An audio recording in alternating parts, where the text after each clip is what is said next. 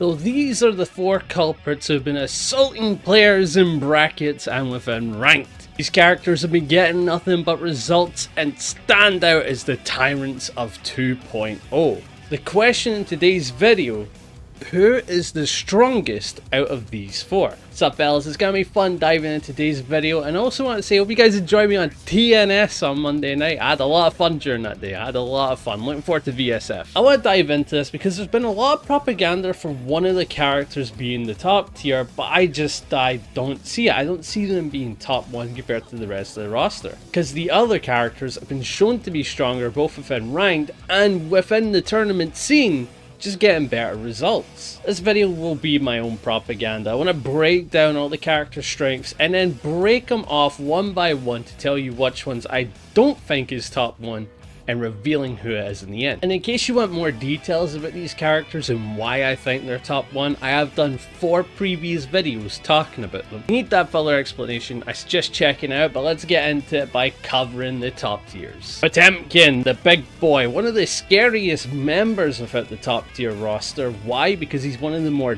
damaging out of these 4. He has some of the highest damage in the game compared to them. He has some of the best pokes for holding down space for some reason, but they do come with the caveat of being very recoverable. And what makes him one of the best out of these 4 is that he has the best meterless 50-50 out of the top tier range. He has amazing uses of BRC, making Potemkin Buster safe, and his strike damage is just as high. He only really has 2 losing matchups. He can struggle against some others, but he does very well against a good portion of the roster. And of course, he's the tankiest character in the game with the highest health pool, so he's very hard to kill and will come across resources more often than his opponents. So that's why Potemkin is strong, in a very quick synopsis way. So let's get into the next guy, nagoriyuki. Nagoriyuki also has the highest damage out of these 4, as off of single strikes, he's able to turn that health bar into mush. Has good burst baits and of course insane neutral pokes. Once he gets to that high blood level, he's able to delete health bars off of single swings that reach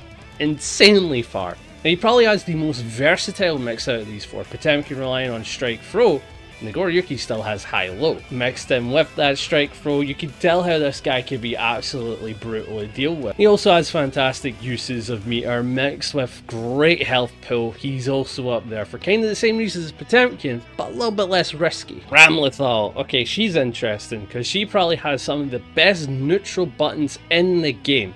And her air neutral is very uncontestable. It is hard to fight this character in disguise. Her pressure is also quite ridiculous, with a ton of plus frame setups, either a meaty or just off of a normal. It's kind of difficult to defend against her. And her game plan is super safe, being able to cover a lot of the mistakes with swords, being able to use meter fantastically for get-ins. She's a very safe character, hardly any risk. And her damage potential is also pretty good, but it's nothing insane. But the whole thing is with Ram, she does take a little bit of understanding and setup to make work. Besides that, super safe game plan with hardly any issues. I think she only really struggles against Potemkin a wee bit, but not a winning matchup or a losing matchup. Just like, oh, he's a little tough, and that's kinda it. Leo Whitefang, he's another top tier. He comes into this range for a different reason. His game plan is also super safe, like Ram's, being able to set up with safe pokes, decent frame data, and then eventually get into your back turn where you can kind of go hog wild. His neutral isn't that insane, but it's pretty good. Being able to dash attack, being able to carry momentum, and having good reach in a lot of it is certainly nice. And he's always neutral present. But what makes him the best out of these 4, like one thing he has without a doubt these 4 don't, is defense. His defense is the hardest to open up in the game. IP that's super active and a flash kick to deny mixed with a good reversal super. He's kind of got everything that you want on defense. He's hard to open up.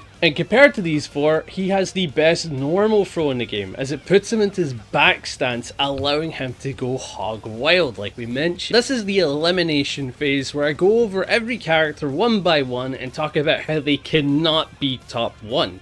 Out of these 4, it's very hard to find that fine line of, oh, you're not top 1, because they're all basically right there. They're very degenerate in their own regard, but only one can be top 1. To start us off, Potemkin cannot be top 1. I think he is just outside the top 3, and it comes down to his game plan.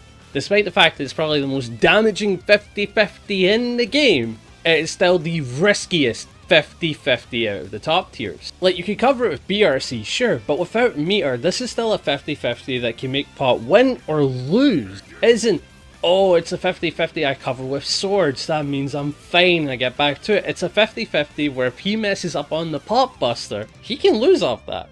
Sure, he's got the health bar to recover, but against certain characters that are also in the top tier regard, like nagoriyuki, it is a genuine losing scenario if he messes up on a Potemkin buster. Potemkin hasn't been doing that insane. In terms of ranked, he's about 50% win rate, and in terms of tournament scenes, the best we've seen is Abisarif get top 8 at EVO Japan. And not to mention, his defense compared to these four isn't that great. He has a 2k Abari, which is decent, a 2p Abari that can kinda reach but is very slow. His 5p mash is pretty solid, but can lose to a lot of low profile. And he has to rely on Hammerfall to get out of a lot of situations. And because the way PRC changed, it can be a bit rough. And because Hammerfall can be stopped by a low, using it on a defense is not easy. So Potemkin, out of these four, definitely has the worst defense. He has a tough time trying to get the corner. He doesn't have a 6p that you can throw out there like nagoriyuki or Ram or Leo. He doesn't have that.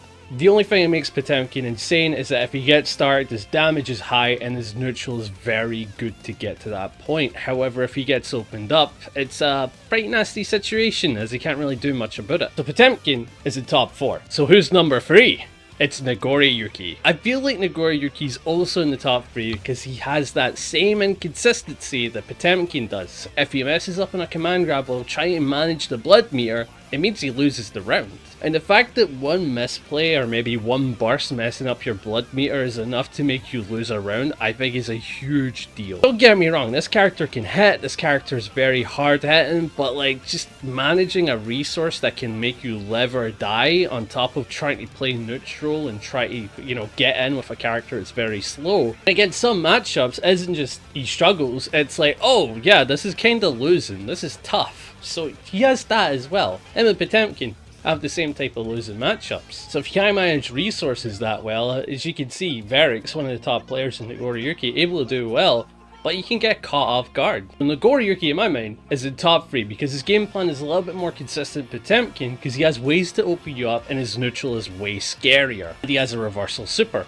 Potemkin doesn't have that. Oh, here we go. This is the interesting part. Who's top 2? Because we confirm who top 1 is as soon as we get that. And top 2 goes to Leo Whitefang. Leo Whitefang is a pretty good character, do not get me wrong. He was so close to being top 1. When I did this original script, I put Leo there. Leo has some of the nicest normals and the best defense in the game.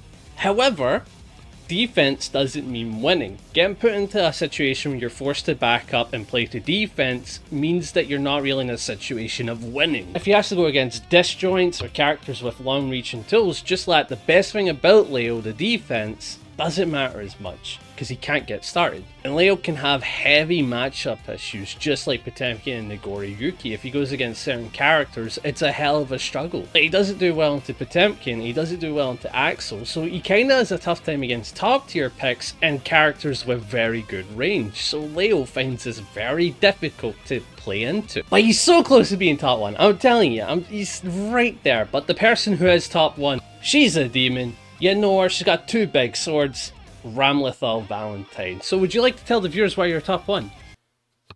Alright, I'll just tell you then. So our neutral is kinda brutal. I feel like her neutral is probably better than most of the characters here, and that's because of recovery frames. A lot of her tools are pretty good on recovery. If she throws out a JS, she can land and cancel. She throws out a far slash, it comes back in time. She throws out a 5H. You can whiff punish this. Doesn't mean you're gonna, because it reaches so damn far. And she does well into so many important matchups. I think Potemkin's one of the few ones that can actually give her a bit of a struggle, but besides that, she does very well into the majority of the roster. And I think the thing that really makes her the best, makes her like one of the strongest characters of this current patch, is her offense. Her offense is so safe, she is hardly losing. If she gets a turn started, which is definitely going to happen because of those long ass normals, she finds it difficult to lose the turn. Her rock is -2, a lot of her tools have a ton of pushback, and her 5k reaches so far comes out in 7 frames and the recovery is non-existent. So you get my point. A lot of her recovery is good, and in the things that are committal, it doesn't matter because she'll put a sword over it. So her strike throw game plan compared to the other 3 is genuinely not risky. The sword tosses allows for so much for our game plan to just kind of be belligerent and choose to ignore some of the weaknesses of a normal character. And that's the main thing I think that separates her from the rest of the roster. It's just the fact that her game plan doesn't have many openings to lose. The only time she can lose on offense is if the opponent is extremely awake at the wheel and makes good guesses. If you're stuck in the corner against the rock and you make a good jump, you're in. If you're up against sword toss, if you're able to do a good 6p guess during offense, then you might be in, but if your 6p has a turn recovery, then you're not. You get my point. Her game plan is safe, and a lot of people struggle to fight it. So ramlethal, in my thoughts, is the best character in Guilty Gear Strive 2.0. So that's the end of today's video. I don't know if this will put me in a worrying spot or not. I think a lot of people tend to agree with me that ramlethal is certainly a strong character, definitely top 1. But I just don't want people saying that I'm downplaying, because I think this top 4 is so close together. I think they're very, very close in terms of power. I want to include Gold Lewis into this talk, but I just think he's top 5. Like, I think he's just in the top 5. Maybe a little stronger than Potemkin, maybe a little weaker than Potemkin. I don't know, but I know he's there. So with that, I hope this doesn't sound like propaganda and that you get my point. And I'll catch you guys in the next one. Hope you enjoy. Be sure to like, hype, sub, and tell me what you think. Who do you think is your number 1 and who is by far the strongest character in the game? And I'll catch you in the next one. See ya!